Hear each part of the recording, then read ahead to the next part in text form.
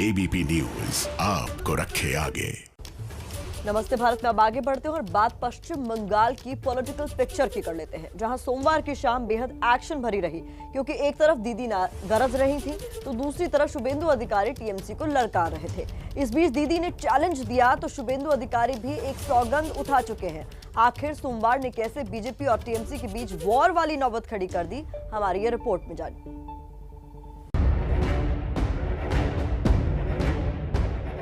Washing powder Bhajpa, washing powder Bhajpa.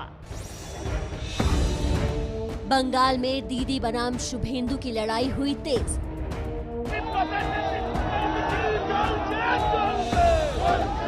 आप लाख ভোটে যদি মাননীয়াকে হারাতে না পারি আমি রাজনীতি ছেড়ে দেব। दीदी के चैलेंज पर शुभेंदु की सौगंध।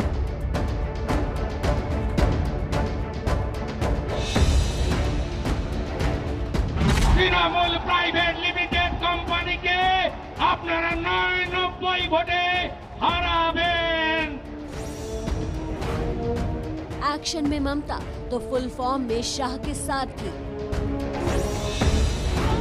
सियासी हुंकार, बयानों में आर पार और तीखे प्रहार, जैसी उम्मीद थी पश्चिम बंगाल में ठीक वैसा ही हुआ। सोमवार को सियासी तपिश कोलकाता से लेकर नंदीग्राम तक दिखी। एक तरफ ममता बनर्जी थी तो दूसरी तरफ कभी उनके उत्तराधिकारी समझे जाने वाले शुभेंदु अधिकारी।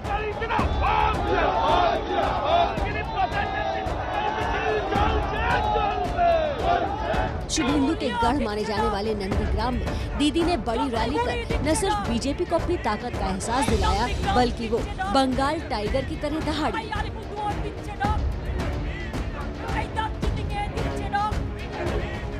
বিজেপি ওয়াশিং মেশিন কালো হয়ে ঢুকবে আর সাদা হয়ে বেরিয়ে চলে আসবে। Washing powder Bhajpa, washing powder Bhajpa, এই তো হয়ে গেছে আজকাল।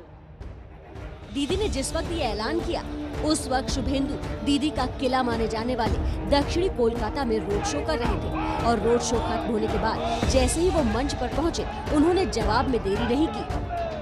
তৃণমূল প্রাইভেট লিমিটেড কোম্পানিকে আপনারা ৯৯ ভোটে হারাবেন। शुभेंदु अधिकारी ने दीदी से बगावत कर उन्हें गहरा जख्म दिया है, और सोमवार को दीदी ने इस बात के संकेत दिए कि इस जख्म के बदले वो शुभेंदु की सियासी जमीन छीनने के मूड में है।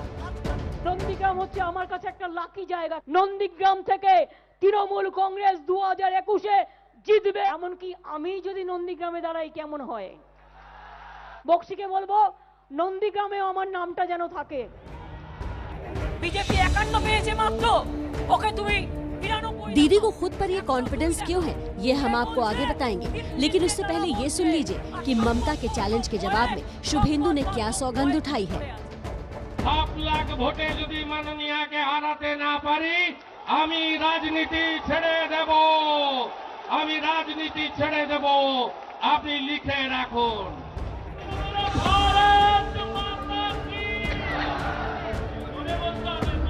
हार जीत का फैसला अप्रैल मई में होने वाले चुनाव में होगा, लेकिन एबीपी न्यूज और सी वोटर के ओपिनियन पोल में दीदी बाजी मारती नजर आ रही है।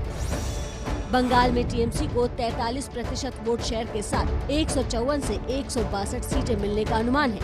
बीजेपी को 37.5% वोट शेयर के साथ बंगाल में 98 से 106 सीटें मिल सकती हैं। वहीं 12% वोट शेयर के साथ कांग्रेस लेफ्ट को 26 से 34 सीटें मिलने का अनुमान है। लेकिन यहाँ ध्यान देने वाली बात यह है कि पश्चिम बंगाल में अभी पीएम मोदी की एंट्री नहीं हुई है। एबीपी न्यूज और सी वोटर के ओपिनियन पोल में हमने बंगाल के लोगों से ये भी जाना कि वो पीएम मोदी और दीदी के कामकाज से कितना खुश है। जवाब में बंगाल के 37% लोगों ने कहा कि वो मोदी के काम से संतुष्ट और बहुत संतुष्ट है, जबकि 24% लोग असंतुष्ट दिखे। वहीं राज्य के 43% लोग ममता बनर्जी के काम से बहुत संतुष्ट दिखे और 22% असंतुष्ट दिखे। मतलब बंगाल की जनता का मानना है कि देश में मोदी और राज्य में दीदी ठीक है। पंजाब, महाराष्ट्र, राजस्थान जैसे राज्यों के चुनाव नतीजे भी इसी ओर इशारा करते हैं कि विधानसभा चुनाव में जनता स्थानीय पार्टी को तरजीह दे रही है। लेकिन बीजेपी जनता के इस ओपिनियन पोल को बदलने का प्लान तैयार कर चुकी है। पहले बीजेपी ने नारा दिया था चुप्पे चाप कमल छाप। फिर आया 2019 में हाफ और 21 में पूरा साफ और अब एक और जुमला आ गया है। जय श्री राम, जय जय सिया राम, कृष्णा कृष्णा हरे हरे। इस नारे के जवाब में दीदी ने भी कसम खाई है कि चाहे कुछ भी हो जाए वो बंगाल की सत्ता तक बीजेपी को पहुंचने नहीं देंगी। বাংলাকে বিক্রি করতে বিজেপিকে দেব না দেব না দেব না। तो इस राजनीतिक लड़ाई में दीदी की कामयाबी का सपना पूरा होता दिख रहा है। ये बात हम इसलिए कह रहे हैं क्योंकि एबीपी न्यूज और सी वोटर के सर्वे में ममता बनर्जी बंगाल में हैट्रिक बनाती दिख रही हैं। हालांकि सर्वे में बीजेपी की सीटों में भी बहुत बड़ा इजाफा होता दिख रहा है। रिपोर्ट देखिए। पश्चिम बंगाल के 294 सीटों पर होने वाले चुनाव का ओपिनियन पोल कहता है कि 2021 के चुनाव में टीएमसी को 43% वोट मिल सकते हैं और वो सबसे बड़ी पार्टी बनकर उभरेगी एक बार फिर से। बीजेपी को 37.5% वोट मिलेगा, यानी बीजेपी दूसरी सबसे बड़ी ताकत बनने की ओर बढ़ चुकी है। कांग्रेस और लेफ्ट मात्र 12% तक सीमित हो जाएंगे और अन्य के खाते में 7.5% वोट जाएंगे। चलिए अब जरा ओपिनियन पोल के फाइनल आंकड़े को निहार लेते हैं। पश्चिम बंगाल की 294 सीटों में से टीएमसी को इस बार 154 से 162 सीटें मिलने का अनुमान है, जबकि बीजेपी के 98 से 106 सीट तक जाने का अनुमान है। पिछले चुनाव में 72 सीटें जीतने वाला लेफ्ट और कांग्रेस का गठबंधन इस बार कहीं लड़ाई में नजर नहीं आता। मात्र 26 से 34 सीटें दोनों पार्टियों के खाते में जाती नजर आ रही है, तो वहीं अन्य के खाते में 2 से 6 सीटों का अनुमान है। तमिलनाडु की 234 सीटों में किसे कितने वोट मिलेंगे ये भी आपके सामने है। कांग्रेस डीएमके के गठबंधन वाले यूपीए को 41%, एनडीए को 29%, एमएनएम को 7%, एएमएमके को 8% और अन्य को 15% वोट मिलने का अनुमान है। और इसे सीटों में बदल देंगे तो यूपीए 158 से 166 सीटें मिलने का अनुमान है, यानी सरकार पूर्ण बहुमत की बनने जा रही है। एनडीए को 60 से 68 सीट, एमएनएम को 0 से 4, एएमएमके को 2 से 6 और अन्य के खाते में 0 से 4 सीटें जा सकती हैं। कुल 140 विधानसभा सीटों वाले केरल में एलडीएफ को 42% वोट, यूडीएफ को 35% वोट, बीजेपी को 15% और अन्य को 8% वोट मिलने जा रहे हैं। और इसे सीटों में कन्वर्ट करने पर पता लगता है कि लेफ्ट के नेतृत्व वाले एलडीएफ को 81 से 89 सीटें, जबकि यूडीएफ को 49 से 57 सीटें मिलते दिख रही हैं। असम की कुल 126 विधानसभा सीटों पर किसे कितने वोट मिलेंगे, इसके आंकड़े आपकी टीवी स्क्रीन पर है।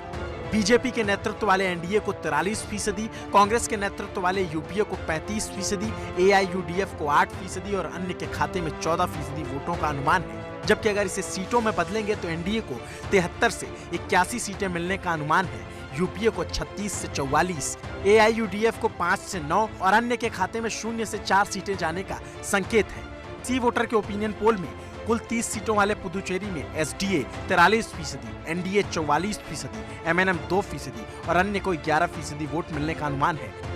कांग्रेस के नेतृत्व वाले एसडीए को 12 से 16 सीटें, बीजेपी के नेतृत्व वाले एनडीए को 14 से 18 सीटें, एमएनएम को 1 और अन्य को 1 सीटें मिलने का अनुमान है, यानी यहाँ सरकार बदलने के आसार।